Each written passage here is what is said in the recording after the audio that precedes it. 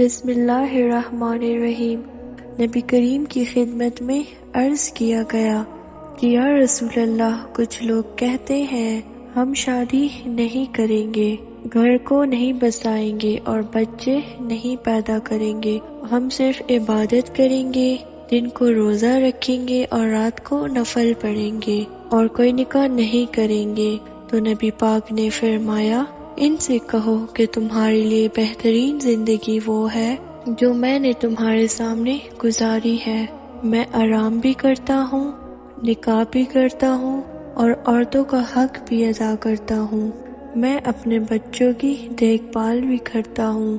اور فرمایا، تم پر تمہارے خدا کا اگر حق ہے تو تمہارے نفس کا بھی تم پر حق ہے، تمہاری آنکھ کا بھی حق ہے، وہ آرام کرنا چاہتی ہے۔ یہ ساری ترتیب ہمیں نبی پاک نے دی، لیکن ہمیں فرمایا کہ مقصود تمہارا خدا ہے اور مقصود تمہارے رب کی رضا ہے، تمہارے نبی پاک کی غلامی تمہاری منزل ہے۔